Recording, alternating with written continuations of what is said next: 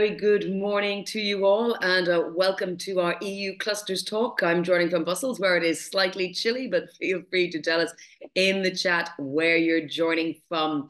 This morning, over the next hour and 15 minutes or so, we're going to be talking about procurement meets innovation, looking at the power of innovation partnerships. We're going to have some presentations. We will, as always, have the panel discussion, and we will have those Slido questions where we ask everyone their opinion. So please keep your fingers at the ready to answer those questions. I'm Jennifer, as always, guiding you through the session, but I do rely on the expertise of our wonderful attendees and speakers. A quick look at today's agenda, starting as always with news from the European Cluster Collaboration Platform.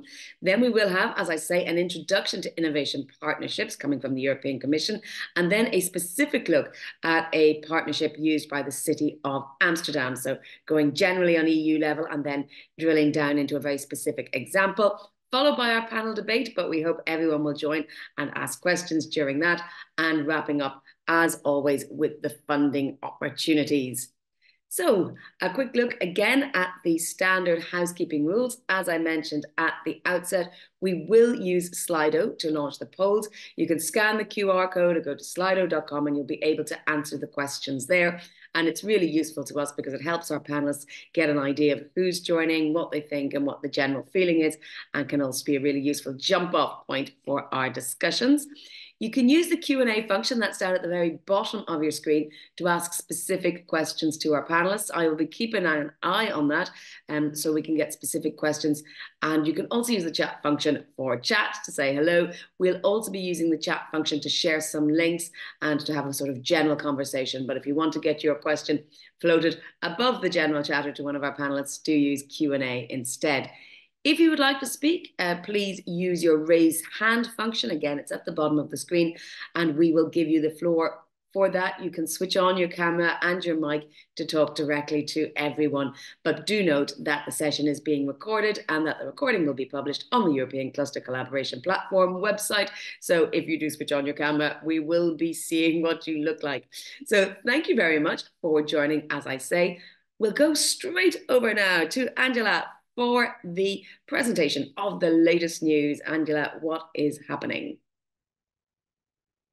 Thank you very much, Jennifer. Good morning, everyone. Well, we want everybody to remember that there is this open call for expression of interest in the cluster mid regions. And this is organized by the European Cluster Collaboration Platform on behalf of the European Commission. And there will be coordinating 10 European cluster mid regions throughout 2025. The deadline for the applications is 20th December this year, and the objective of the call is organizing these cluster regions with the aim to strengthen Euro industrial ecosystems and regional economies by fostering collaborations between clusters and regional authorities. This call is addressed to any cluster stakeholder, and it is open to institutions as clusters, but also regional agencies and economic development and business network groups.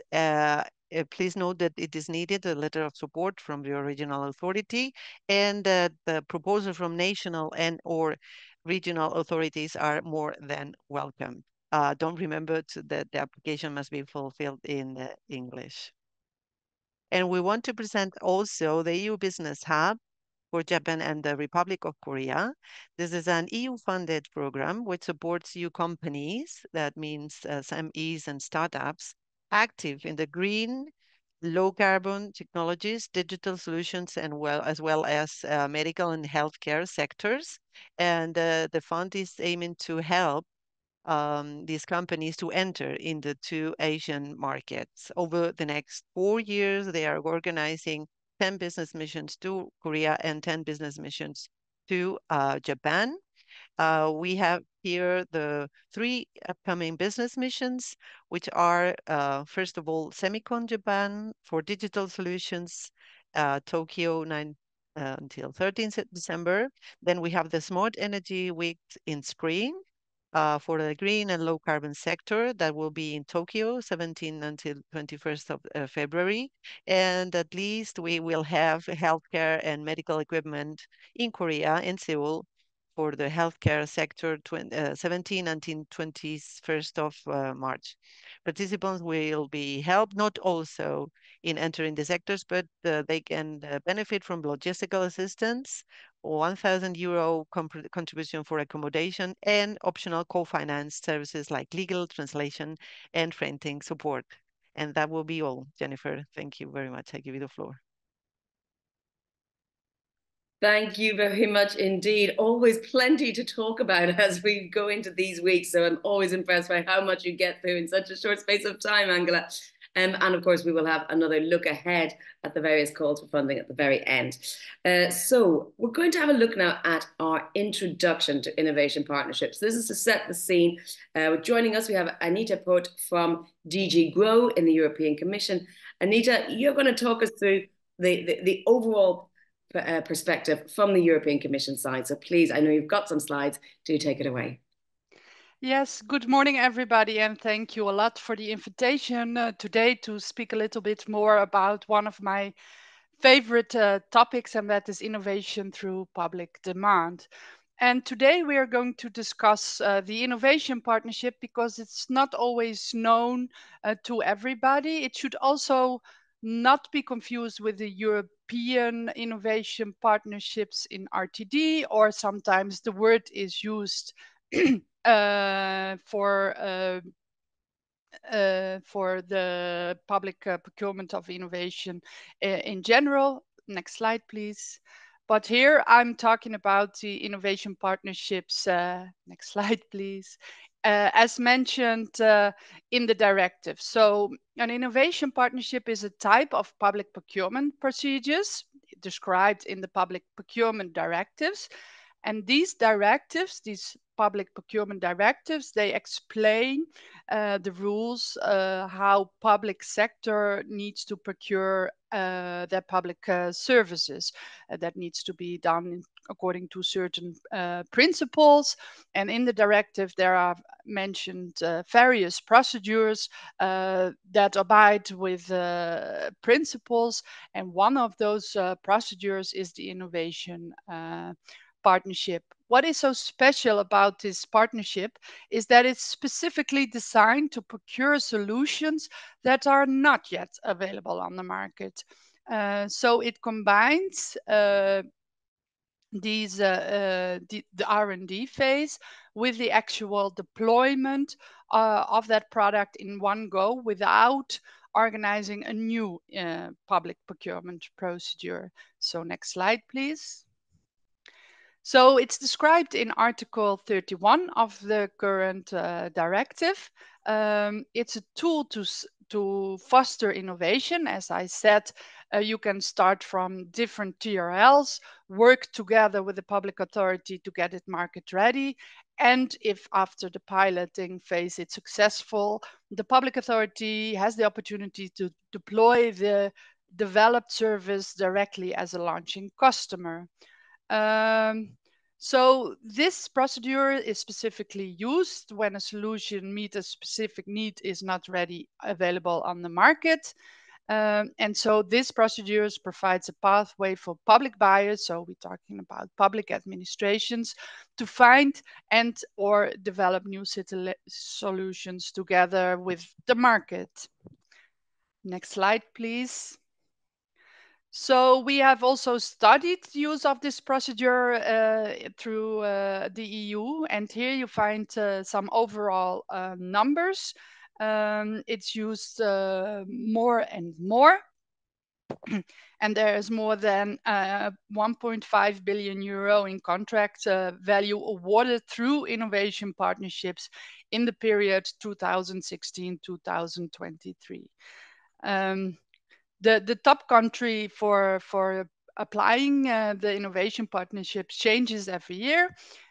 These studies you can find on our public bias community in the resource section, and it tells you a little bit about the use. We think, though, that it could be used much more. And yeah, that's why I'm also here today to promote it and explain to this audience, because it's not always known also to those who supply to public sector. Next slide, please. So the innovation partnership procedures in a bird's eye view has three phases. The first phase is the tendering phase, which occurs like any other normal procedure. Then there is a piloting phase. So the selected suppliers, they go together with the public administration in a piloting phase. It's really a collaboration usually, and I think Tim has very nice solutions later on to explain you how this looks like in practice. And then if the piloting phase is successful, then the public authority can decide to deploy the developed product that is developed in the pilot and to commercialize it together with the supplier. Next slide, please.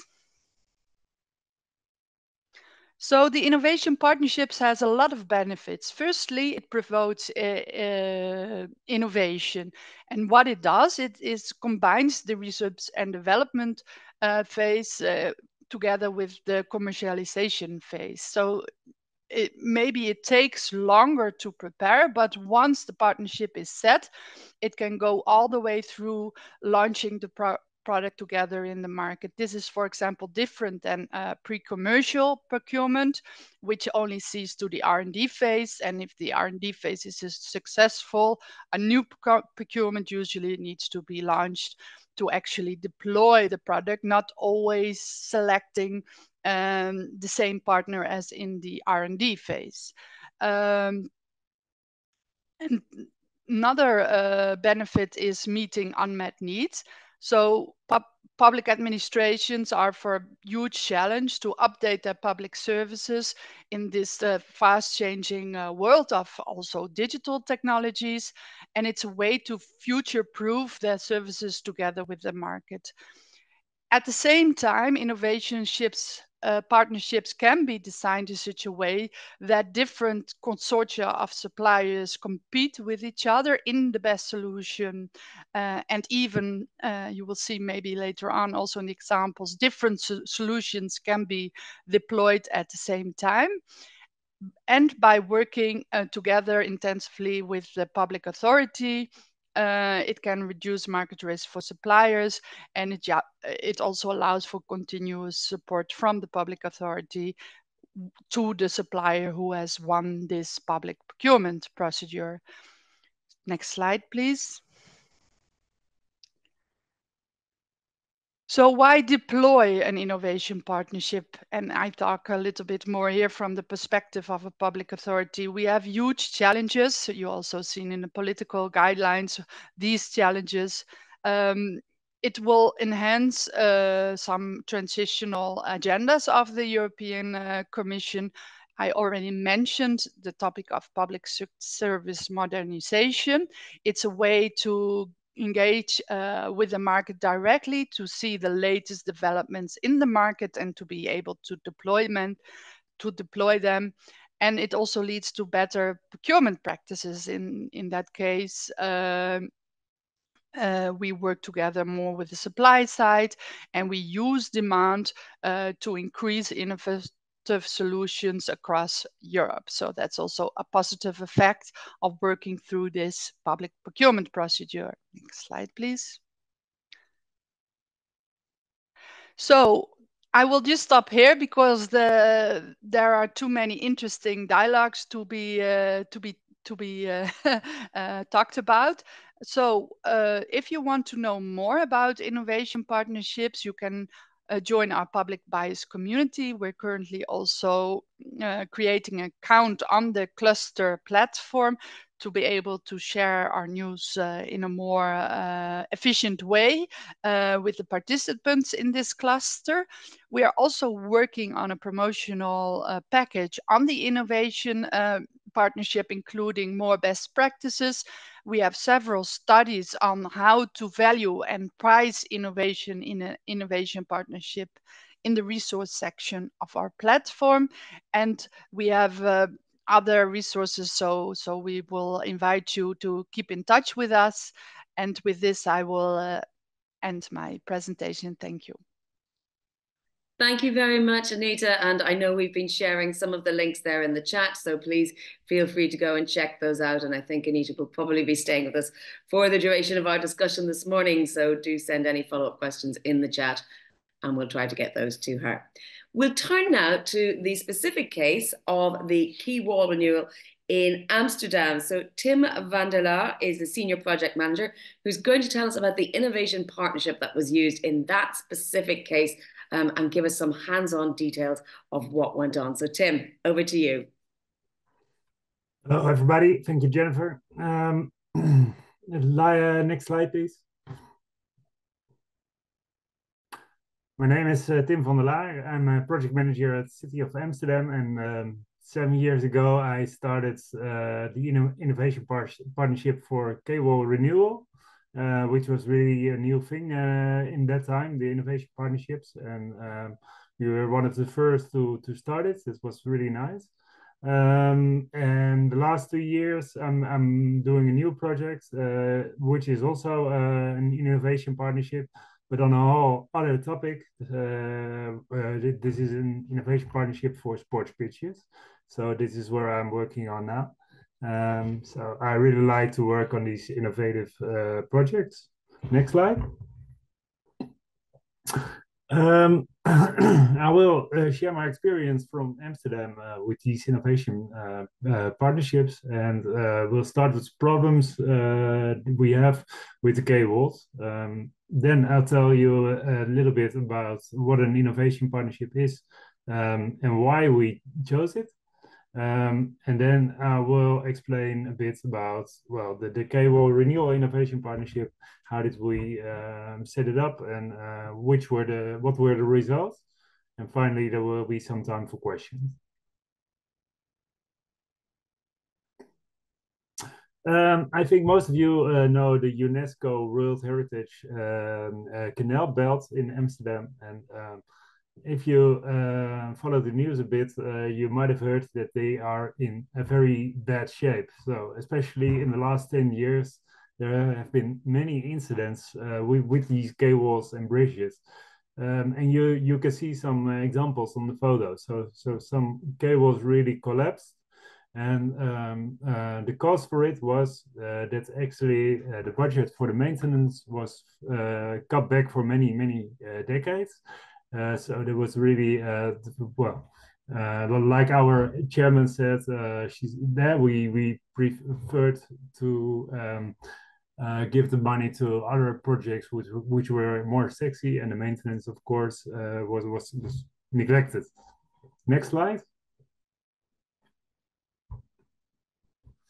So if you walked around the canal belt in the recent years, you might have seen these constructions, and we call them safety constructions. And this is actually meant to prevent the quay walls and the bridges from collapsing.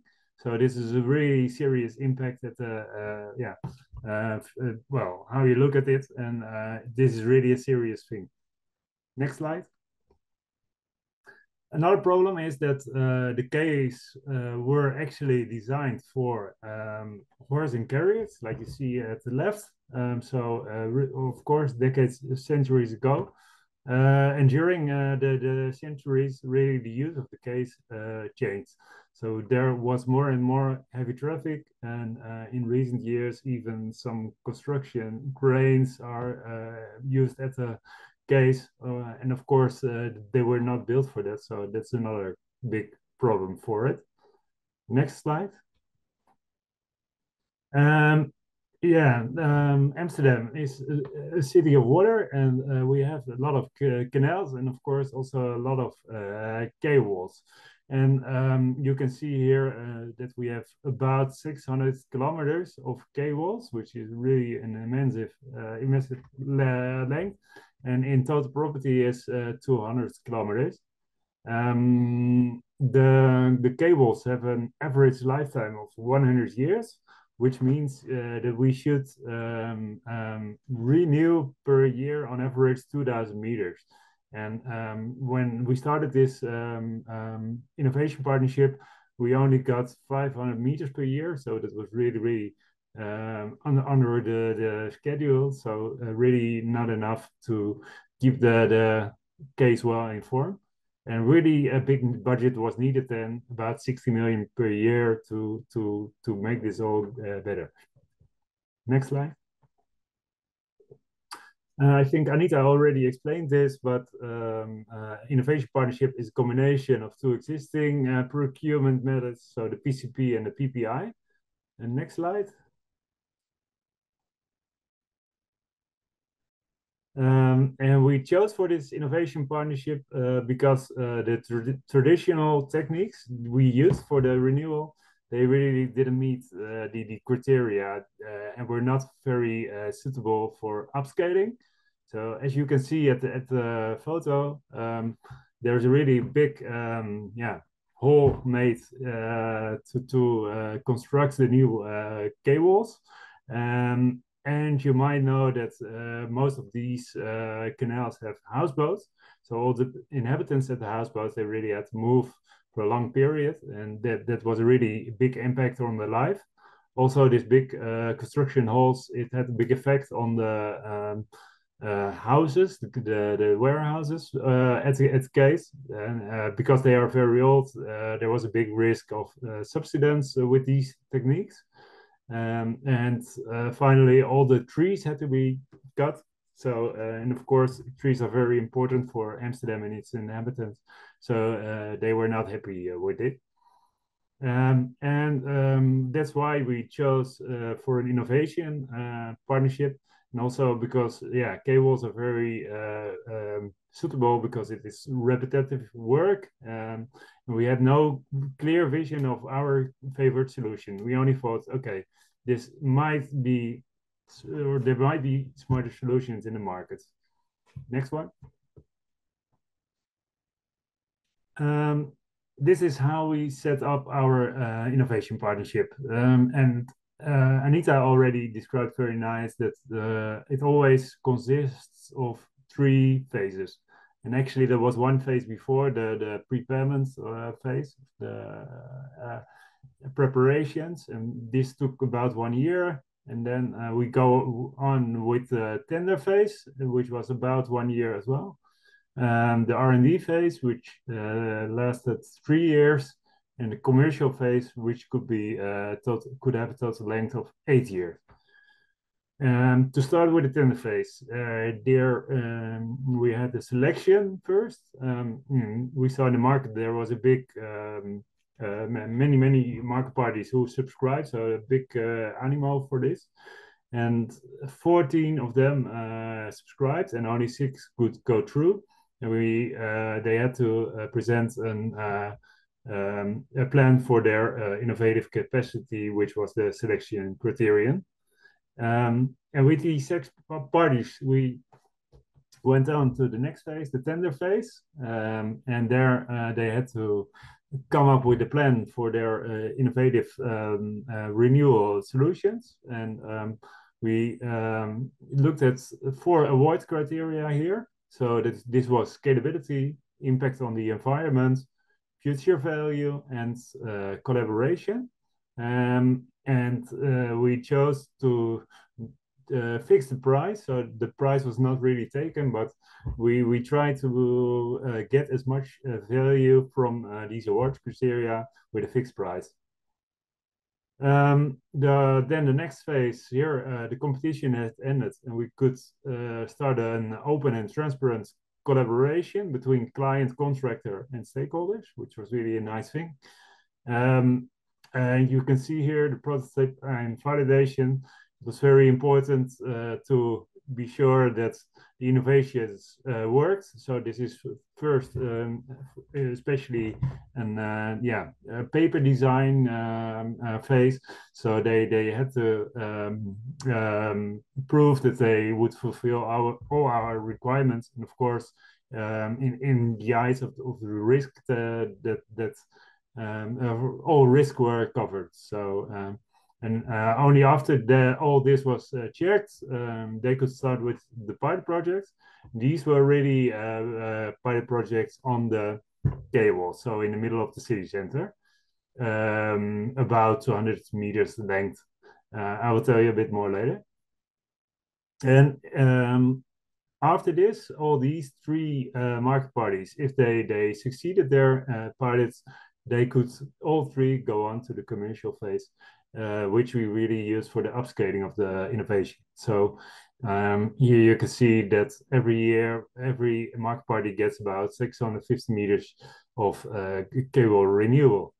And we signed a framework agreement with them. So this has a length of 4 to 8 years. So if they perform well after these 4 years, we can lengthen another 4 years, so 8 in total.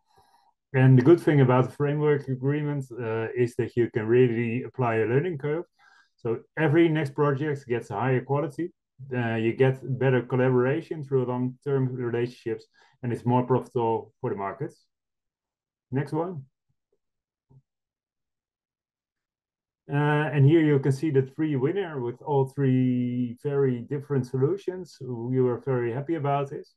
Koningsgracht, for example, has a very smart way of the logistics in the project. Kade 220 had a very smart design. And Scheepkracht, this contractor, they work together with a Japanese company, Giken, and they developed a very innovative machine in Japan. And you can see it there, the blue one. And this one actually works like a train over the cable and renews the wall step by step. And it's full electric, so this really reduces the amount of nuisance for the environment. So it was all very silent and no vibrations at all. And you can also see here that for the first time ever, the trees were kept safe with these techniques, which was really a big advantage for the city and its inhabitants. Next slide. So in the end of 2024, we had the final evaluations of the pilots. So this real project in the middle of the city, and they performed all very well. In terms of cost, we of course compared it with the traditional techniques, and you can see that the costs were more or less the same as before. And which is actually most people think that innovation is always more expensive than regular work, but this really proves that it's different. The speed of the renewal, especially G-Kracht, performed very well, so 50% faster. Kade 220 and Koningsgracht were a bit slower, but we think they can really speed up in the next project. And especially the results in the amount of nuisance is spectacular. So 90% less nuisance for the environment in terms of sounds and vibrations. So this is really good for the city and its inhabitants. And finally, like I said, many trees were saved, so 59 and 2. So also these were very good results. Next slide. One slide, most people are always curious about the financial side. How did you do this? What really was a lesson for us that it's for the market really that the costs comes before the profit. So they have to invest a lot at innovation partnerships. And of course, with these long-term framework agreements, they have really an opportunity to make good money, but it takes some time before you get there.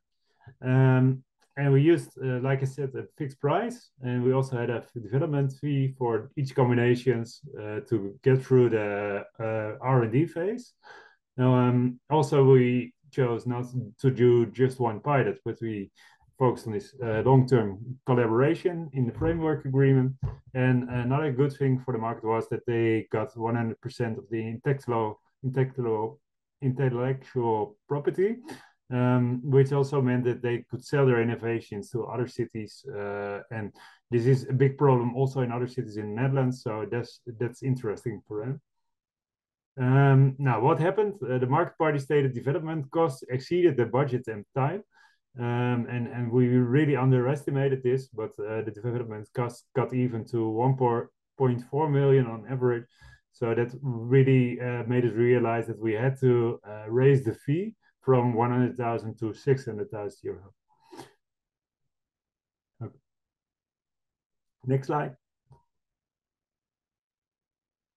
This is my final slide before we get to the questions. I think in Amsterdam we are really, really happy and big supporters of the innovation partnerships. And all of our innovation partnerships have been big success. I think this one is, of course, a very nice example, but you can see on the slide here another one, which is an IPS for a big collection of school buildings. We also did an IPS for garbage collection, visitor flows, and now I'm working on an IPS for sports pitches. So you can name any topic, and it's always suitable for IPS is if it's a big challenge with a big scope. So this is also my advice to you. So really think about your own challenges in your city, and try to make one also an IPS, which I really support. So if you want to know anything about these other IPS, you can always contact me. Thank you very much, Tim. Super interesting presentation. I'm sure some of those will resonate with people who are joining us. And certainly the increasing of development costs is something I know will have happened to almost everyone who's involved in these sorts of projects. So thank you for that. And I know you're staying with us, so keep an eye on the chat in case there's any questions to you. As I said, we're now going to do a general round of Slido questions. You can scan the QR code there on your screen with your smartphone, or you can go to slido.com and just enter innovation partnership where the prompt is. There's no need to download anything, and you can be anonymous. So you can get your questions or your responses into our questions very quickly. So what is your organization's experience with innovation partnership? This is going to help us get a sense of how people are involved. Firstly, we have participated in innovation partnerships. We're interested, but have not engaged yet in this procurement too. We're aware of this procedure, but have limited interest. We are not familiar, but would like to learn more about it. So I will let people vote there. It's a completely non-scientific. We won't be using this to formulate any outcomes, but it's just a really useful way to get a sense from everyone on what their level of interest or what their level of involvement is. We seem to be sticking pretty stably there, with about half of people or half of participants voting. People have participated in innovation partnerships. Interested but not yet engaged. Not familiar but would like to learn more is only 25%. But no one who has joined this particular discussion is of limited interest. I suppose that would be to be expected since you've taken the time to join us this morning. Let's have a look at our next question. Certainly of interest to those who've already participated. What do you see as the biggest potential benefit of innovation partnerships for your organization and or your members? We're leaving this open. We're going to leave this as a free form for you to type in whatever words you see or you think might be most relevant. I'm not sure if you've got any ideas that you can have taken away from Anita and Tim's presentation, but I think they probably highlighted quite a few potential benefits that might also apply to other attendees. I see 5 or 6 people typing, so we will give it a minute just to let you put in your thoughts. Competitiveness improves, tailor-made solutions for problems. Obviously, that's one that I think Tim highlighted as well. Renewed vision of daily challenges, taking a sort of step back and looking at things in a different way. De-risking, also very important and possibly linked to competitiveness. upscale transport infrastructure, public works in Europe. So very specific answer there. Sustainability, again, something that could be true across many different projects. Strengthening relationships with suppliers, mutual risks and benefits, as well as tailor-made solutions. And raising bio ambitions, quality, creating business opportunities, reducing market entry barriers for SMEs and startups, something we might touch on in our panel discussion, and long-term collaboration, which gives stability. A couple more participants still talking, so we'll have a look. Clear process, definitive standards, and let's see what our last thoughts are before we move on to our panel discussion. Developing European innovation capabilities. Well, I think that probably goes without saying. Suitable solutions, again, we want to see that. And first customer of reference, an idea to bring into our discussion. Thank you all very much for your responses. A lot of broad ones there. I will keep an eye on those or keep those in the back of mind as we have a look at our panel, please. So if my panel discussants could please switch on their cameras, and we will have our final question. How can clusters contribute to building successful innovation partnerships? If you could answer that, that's another free form question for you. You can type in whatever you want to that, and I will hope that our panelists are getting ready for our discussion, and I'm going to ask them to answer that question as well. But that can be our opening question to the panelists as well as to everyone who's attending. Good practices. And this one is going to be a word cloud. So you'll see if people say the same thing over and over again, the size of the words will grow. Promote consortium creation.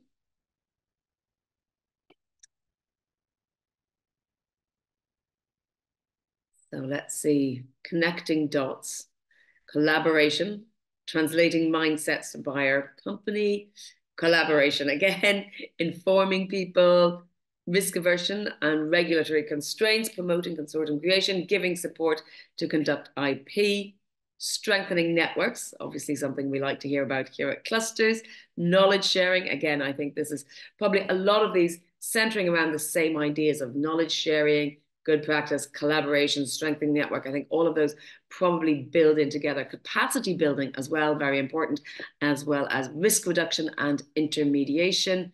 Let's see, share successes, neutral innovation mappings. Okay, neutrality there, an idea. Adoption of innovation. I think we're going through a lot of these and so many that I can't even keep track of all of them. Cost reduction is coming in there, improve requirements drafting, but collaboration, as we can see, because of the size of it, that is the biggest single element that is happening there. We see impactful innovation as well. So I see the word innovation coming up a few times in different ways. So innovation, whether it's neutral, whether it's impactful, or whether it's adoption, we have innovation there as probably as a second key word. So panelists, I hope everyone's ready to join. We have joining us today Corian Strike, who is advisor on cluster policy and innovation procurement at VLIO, or indeed the Flanders Innovation and Entrepreneurship. Joan Newell is project manager at the International Clean Tech Network. Juan Escudero is digital health director at Evidence Group. And Luis Noguera Col is public sector and legal director at the Science and Innovation Link Office at Smart City Cluster. Thank you all very much for joining us. If we can see your cameras and switch on your microphones as well. I'm going to start by asking that last question that we had there on the slide of how can clusters contribute to building successful innovation partnerships? Because this is, if you like, our overarching theme. Coyen, let me start with you. What would you have typed into that word cloud, or were you typing as well? Tell us what your thoughts are. Yeah, I think they can fulfill a bridging role between the market and the government. So clusters can make the links, also help government to understand the market better, and also connect them to the right players. So I think that's an important role, connecting the dots I saw also in the answer. So I think that's a very important role they can commit. And inform also the companies in the clusters what innovation partnership means. Because it's a new procedure, not so much used, and it comes with a lot of uncertainty. So they need to know what they go to sign up for, and also to make a good offer as well. And also for innovation, you need cooperation, and that's one of the core things that clusters do is making their members cooperate. within the cluster or with outside partners as well. So I think that's yeah, a lot of the things things. that that chime with you. Jon, let's hear your thoughts. Just reflect on that word cloud for us to give us your initial ideas.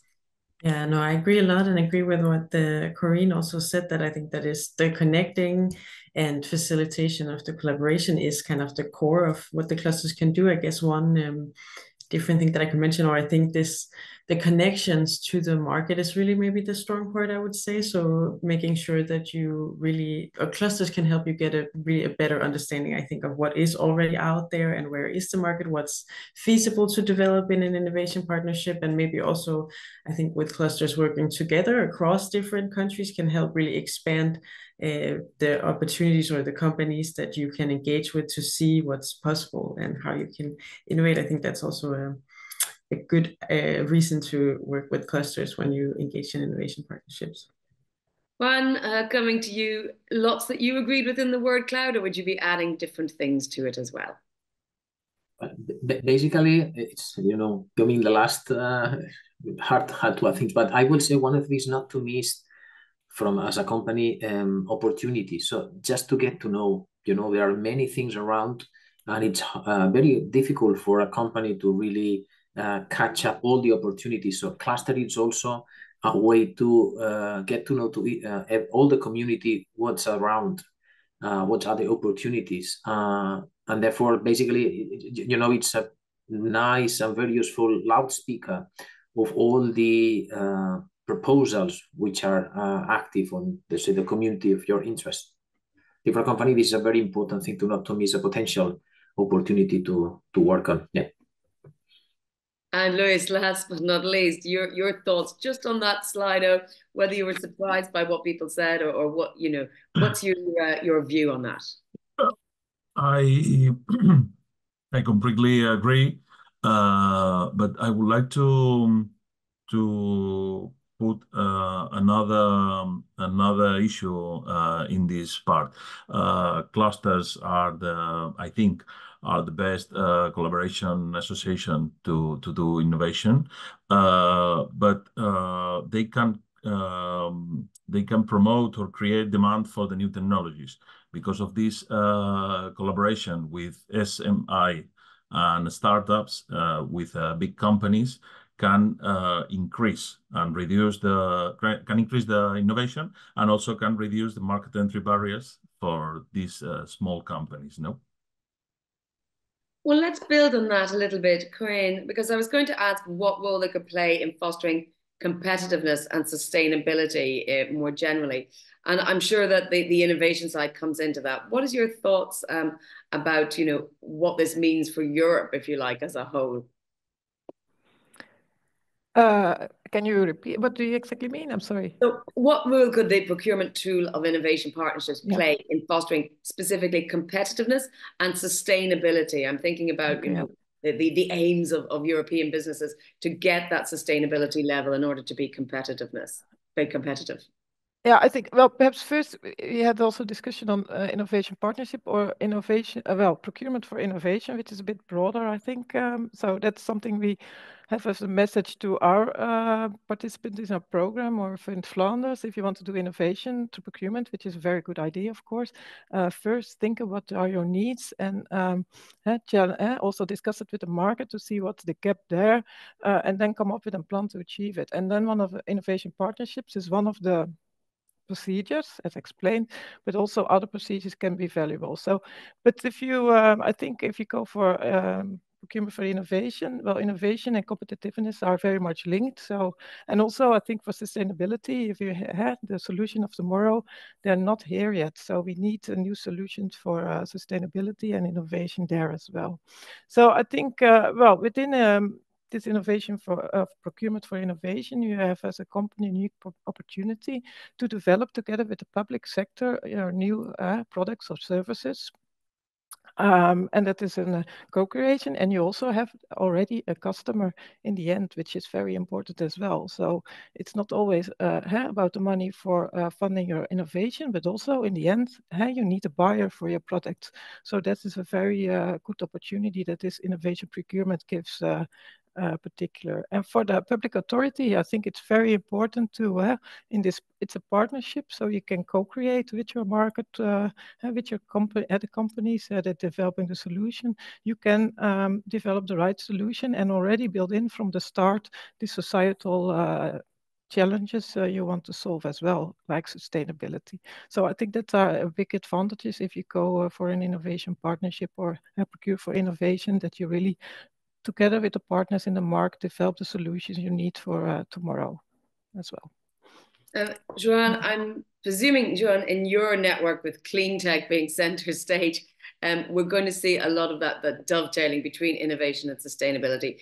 Do you feel that you know, that procurement is aware enough of the sort of solutions that your network is offering? Tell me a bit more about that in terms of understand whether, you know, the end user or the end client understands competitiveness enough.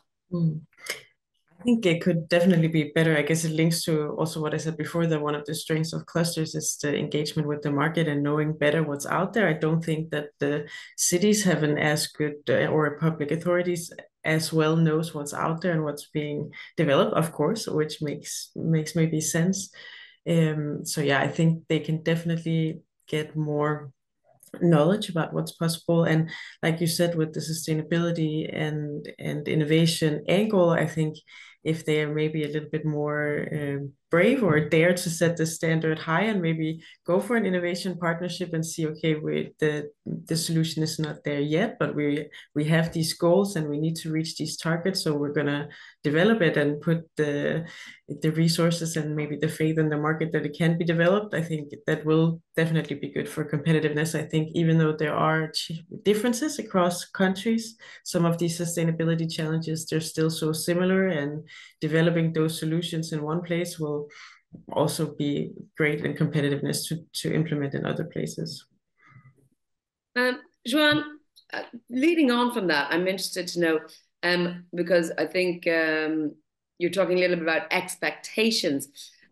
How can public institutions and private companies, you know, and together with the clusters in the middle, as it were, align those goals and expectations so that everyone is working from the same page, so that innovation partnerships are successful, that therefore leads to a snowball effect where they happen more frequently?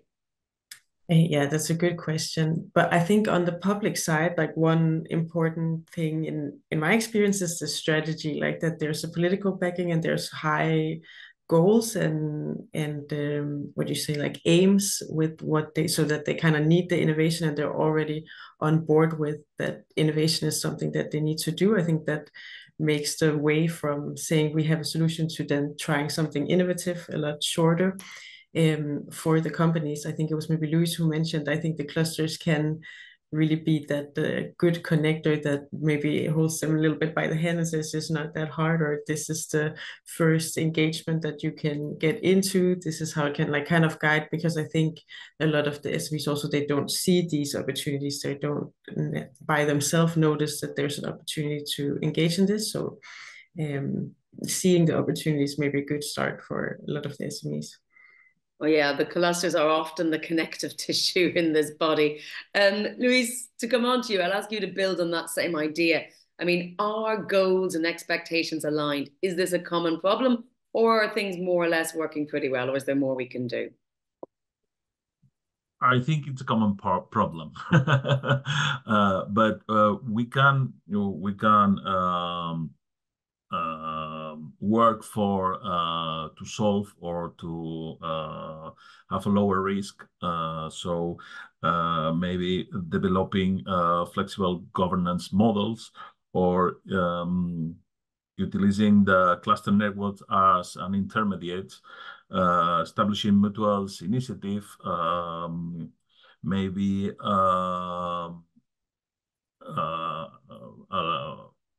I don't know, encourage knowledge sharing and best practices, because these can improve the innovation through the public sector. But the clusters are very I think are the key stakeholders to improve the to share the vision and have a robust communication and transparent governance with the public and the private sector. And finally, Juan, your thoughts, the same issue. I mean, from the slightly different perspective of yours, the health sector, looking at things, are the expectations the same? Is there a slightly different nuance in this area, or are our views more or less aligned in terms of what public institutions want and what private companies are aiming to deliver? Yeah. Yeah, what we have on the health sector, it's as you mentioned, it's pretty much driven the innovation from the public. It's mainly a public, which are the patients with complexity, with let's say with everything that basically we are as citizens are under the public at the governance and treatments from the institutions. But our experience is that most of the innovations that has been put on the table from health organizations are sometimes driven by the innovation departments, which sometimes are not fully aligned with I will say the purchasing reality of the health institution, right? And here there is still a gap of inside the institution, which means they promote the innovation, and it is right that the companies can fulfill that innovation, mostly on partnerships, which is very nice, and that's a great thing. But then we have a kind of Death Valley gap, which means the same institution sometimes it's not really ready to procure, right, or to purchase that innovation that even they have been promoted and designed, and the companies we have co-create. We do all this in the right way, right? So definitely there is just still a lot of, I would say, a significant amount of, work to do from all the ecosystem, and the EU and the public institutions and the procurement process in order to align the procurement potential reality of that. So this innovation procurement tools, instruments that you have mentioned early in the initial pitch, I think it's a great thing to really let's say, fill this gap, right? Otherwise, we have a lot of innovation on the table, which finally is not procured, not really using in daily practice, and that's really an area to really improve, especially in the health sector. Corey, and we're talking there about, I mean, you spoke more generally about innovation, but we're hearing, that things are slightly different in different sectors. I mean, how can clusters help to assist public procurers in identifying what might work best for them when, they have differing needs? What is your work involved very much in this area? Yeah, I think clusters have an important, was mentioned as well, SMEs or companies are sometimes not aware about the opportunities that are there. So we use our clusters very much in spreading our when we have a market consultation, we ask the cluster to spread also the information amongst their members, also when there is a tender launched as well. So that's the first step. But of course, they have a lot of knowledge on the market, so it's important to make this connection, etc. What's available on the market. Clusters can have a good overview of what's possible, and can assist the government also by defining the things they want from the solution. So they really need to have, and also identify the gap between what's already existing in the market and which innovation still has to be done for the right solution. So there can be also a role for the clusters, I think. So that's more on assisting the government's side. But on the other hand, they can also assist the supply side of bringing together the right expertise and knowledge and partners for a consortium to make a bid on a tender, because if you want to do innovation, mostly you cannot do it by yourself, so you have to cooperate. It's something they can do. They can also, we have one of our projects called Gold for Gold. It was one of innovative clothing for the sports, for the Olympics, because in Japan and Tokyo it was very hot, so they needed some clothing that make them cool. And there was one cluster that brought together the partners and coordinated this consortium that developed this clothing for the Olympics. So that was a very good example, I think, of the role of clusters they can do on the supply side. But we also say you have to be careful if you are more on the demand side, so supporting the government by drawing the tender, for example, on the technical side. It's well, you should not be involved in the supply side, because there, of course, if you also define the document, you have pre-knowledge, and it's not. It's better not to do it on the other side for legal reasons as well.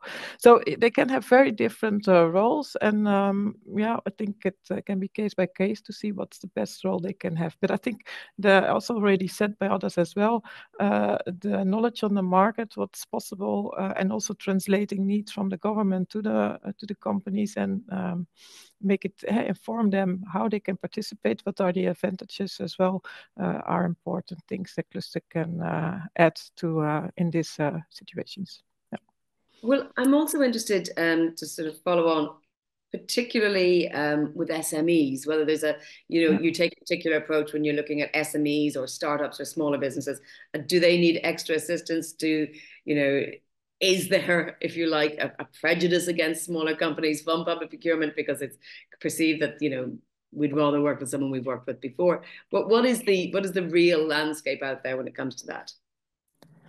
Yeah, I think also it depends, of course, in an innovation partnership. At the end, you have to deliver the solutions in the quantity they demand. So if you're an SME, you should be able to deliver as well. So that might be in partnership, or you have to clarify that as well. I think so. This cooperation is important, and also yeah, it gives you also an opportunity to create your business and to co-create, as I said before. So the clusters can really help SMEs to guide them into these procedures, and to make them understand what is expected from them as well, and to find the right partners. I think because if it's mostly innovation partnerships are for if you look at the example for Amsterdam, you need the right capacity to invest in the infrastructure, and also if you have to deliver the job, you have to have enough capacity to do that as well. But also cluster, yeah, from the governmental point of view, it's also important that make the document, the tender procedure accessible for SMEs. So think about the selection criteria, make it not too strict. If you have high financial selection criteria, it's very difficult. And also, yeah, in payments, it should also be feasible for smaller companies. They might perhaps in between payments more than other big companies. So I think it's really, again, this bridging role that the clusters can help SMEs to participate in that, but also they can also help government perhaps to make the right choices to make the procurement accessible for SMEs as well. Juan, I noticed you nodding there at what Karina was saying when she was saying about making the procurement process flexible enough for SMEs. And I'd like to talk about flexibility more generally, because these are partnerships that must be managed, and partnerships naturally change and grow and evolve. How important is it that the right mindset is there, and what could be done to really leverage these innovation partnerships, so that they form and work well in practice? I mean, and are there any particular challenges? Juan, I'll ask you first, but then I'll ask our other panelists as well that same question. Okay, so definitely yes. We were an SME, right? Like 3 years ago. So we are now a large company, small but smaller from the large. So we make this journey, and I fully agree with what you just mentioned, that provide the right. So cluster, it's important because also even the innovation, it's mainly cooked and available from SMEs. They are really much more flexible, of course, but count on large company that we can provide the financial support, and that not really needs to be a stopper. And also because if from the procurement point of view, sometimes you need to be reliable, in really provide feasible and good size enough in terms of support, integration, dissemination, sustainability, scale up, right? And that means that let's say promote in a more, I will say, proactive way the combination between large and SMEs companies, right? When the large companies, we should really understand we not really need to,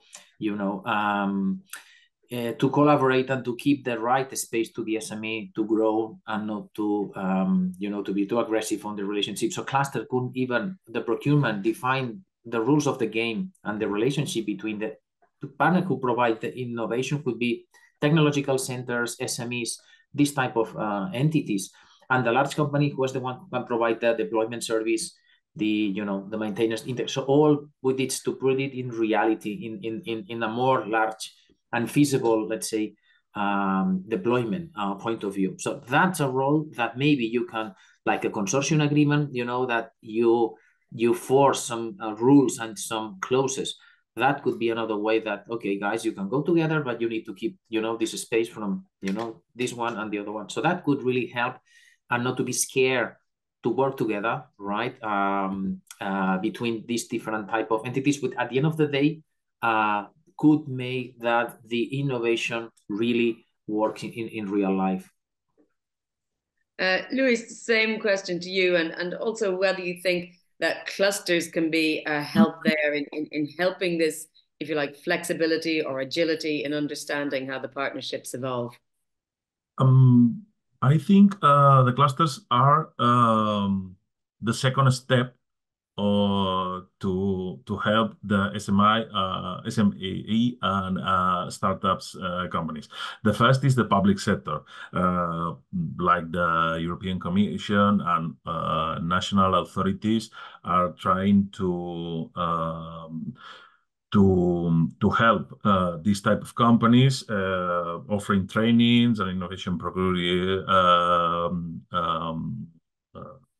networking and collaboration platforms, encourage to share the innovation, and the clusters are the second step. The second step is because they have these type of companies inside of its association, so they also have a networking platform, are promoting networking with a group of association, and also I think this is the first phase is going on in the public sector and also in the clusters, but we have to try to go or to arrive to a second phase.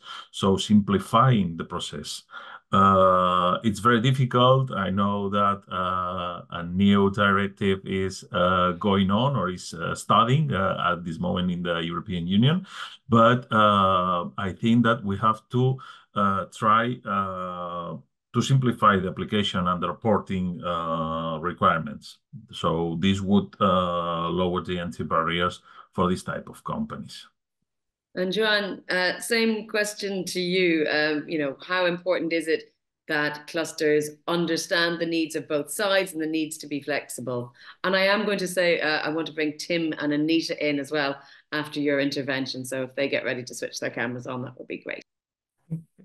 Thank you. Yeah, I think I can echo what everybody else said, that it is really important that the clusters can play this kind of middle role and understand maybe one kind of role that the cluster can take that was only mentioned a little bit, I think, is this kind of workshop facilitation, and maybe also engaging with the public authorities to reconsider their needs, or maybe they think, oh, we have this solution, we need this. I think that a lot of clusters have the capabilities to arrange and facilitate maybe also multiple stakeholder workshops to really engage with the public by say, is this actually what you need?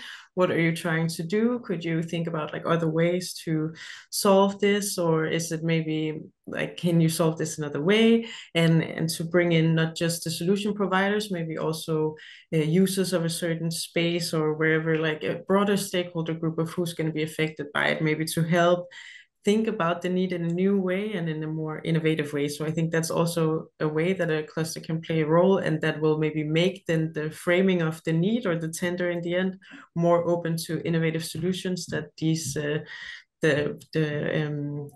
innovative SMEs can then relate more to. But I agree with other things. They are sometimes in a little bit of two different sides, right? And I think this, we're making it more flexible, designing it in ways that makes it less uncertain for SMEs. Like they often, of course, cannot invest that much time and work before a payment or something like this, like the time frame, the payment schedules. I think you can work with this. And then SMEs, of course, also maybe need to learn that some things like documentation or things they need to get a hold of in this process. But it's also learning, I guess, that will maybe hopefully in the end pay out. Then you are getting a lot of training to engage with public buyers, and that can in the end be very beneficial also. Yeah, and that's almost a mindset or way of looking at it that's different. Tim, thank you for coming back. I noticed that in the chat, people were asking what you would have done differently. And that's part of what I think we're talking about here with this need for flexibility. So I'd just like you to reflect on the question you asked on the chat about what you would have done differently, but also the need to keep in mind that not every project runs exactly as planned from the outset. Yes, true. So very, very nice question from Jorge, I guess. What are the lessons learned? So I guess one of the big lessons we learned, the cables. Well, it was a big program, of course, with a big budget. Now that I'm working on a new project, which is sports pitches, which has a lot less budget. And even in these projects, it's possible to set it up. And what was really nice that we got a EU subsidy of 600,000 euros, and this really helped us by getting over this first stage, of course, which needs more budget for the people from the city, of course, but also we give a fee to the market parties, and EU subsidy really helps. So this is one lesson I learned. I think also it's very important that you get support from all layers of your project. So especially the high directors, they need to be in favor of this innovation approach. And it's really important to make them supporters from the start, because your project will take longer than average, and you really have to show these long-term benefits to them. So this is another lesson that I learned.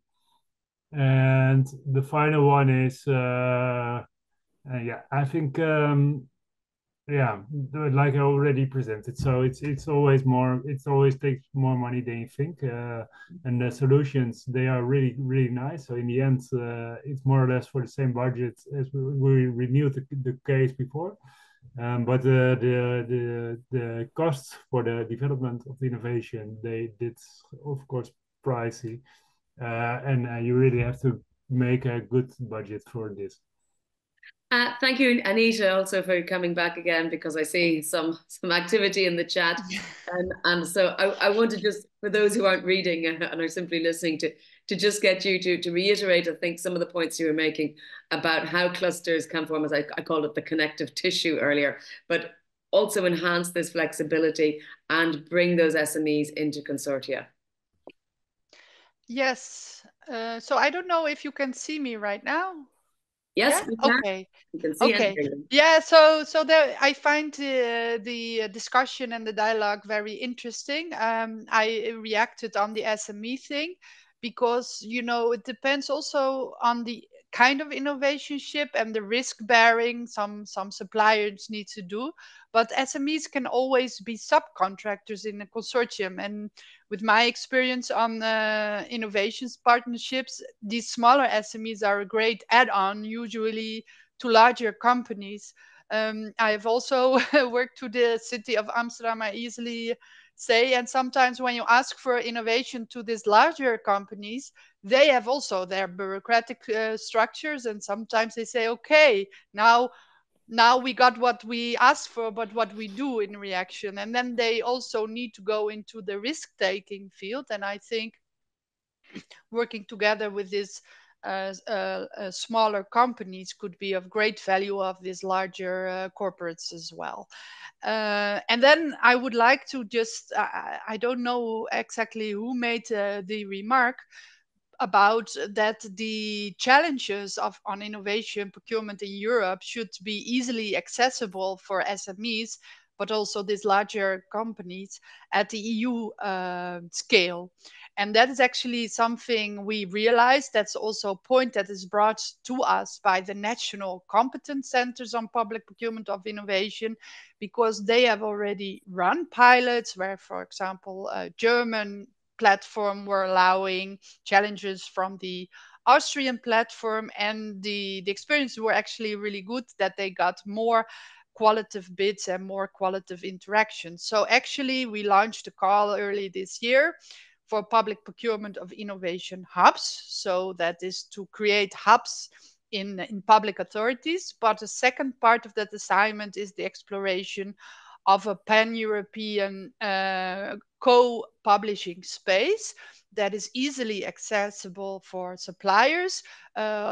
You might think, okay, now I'm just a bit dreaming about themes and sectors which you can subscribe on, and then you get notified very early on in the process when such a need would occur. Currently, we work with the TED, of course, so only at the public procurement phase. So when it formally starts, there is a publication in TED. But as Tim said, they already knew and were discussing 1 year before it came to that point with suppliers on how to approach this project. And just keep our newsletter in your eye and see on our messages on when the contractor will start working on it. Thank you, Anita. And once again, we have run out of time. It always happens on a Wednesday morning. Too much to talk about, too little time. But hopefully you have whetted the appetite of our attendees. And we have been sharing links and connections so people can get in touch if they have follow-up questions. Thank you all very much for our discussion this morning. I am going to hand the floor over to Angela once again to run through the funding opportunities for us to wrap up.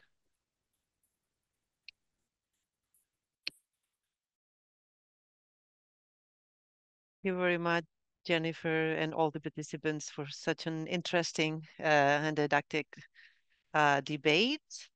We're going to start with demand-led innovation through public procurement opportunity. The deadline for this call is 20th November. And this, as always, and as all the other calls, is published on the EU Funding and Tenders portal.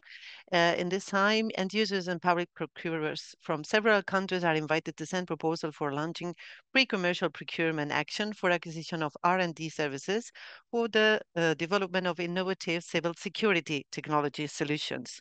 The outcomes are an identified community of EU civil security, tested and validated capacity of EU technology and industrial base, and improved delineation with the EU market for innovative civil security systems. Another call, it's for accelerating uptake through open proposals for advanced SME innovations. Knowing that SME require additional support, as commented on the panel. This topic is to offer a collaborative environment for small and medium innovators, and the outcomes expected the development of a mature technological solution addressing EU security policy priorities, facilitated access to civil security market, improved cooperation between public buyers and small supply market actors, and stronger partnerships between small and medium EU security industry and technology actors. The deadline 20 November. You have the topic also if you want to apply to. At least we have these innovative tools and business models. In this case, the action is aimed to encouraging the development and spread of innovative tools and models to improve visibility, availability, audience, and diversity of European works. And the impacts are in this occasion to improve competitiveness of the European audiovisual industry, improve adaptation of the European audiovisual industry to the opportunities offered by artificial intelligence, improve greening process, production and circulation of European audiovisual, and increase the number and diversity of European works available online. In this case, the deadline is 16 January next year. And also, we want you to remind that there is this new Euroclusters call, joint Euroclusters for Euro recovery. It is focused in two strands. First one is focusing on net zero technologies and critical raw materials. The second strand covers value chains not covered by the first strand. We have in this time 16 projects to be funded. The deadline is 5th February. And tomorrow is going to be the informative session online. It is organized by ISMEA, and it will be from 9:30 to 12:30.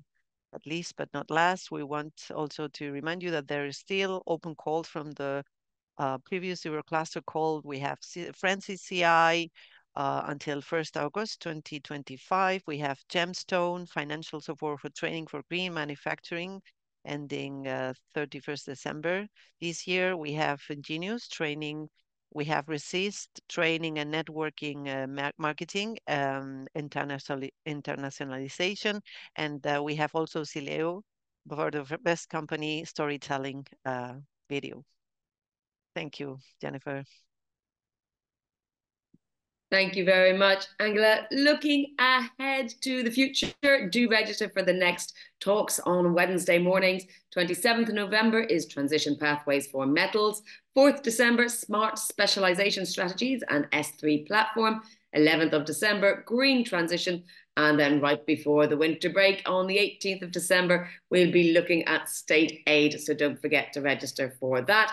And of course, you can continue the discussion on our LinkedIn group. You can find that by looking for ECCP online or follow the link that we are sharing in the chat.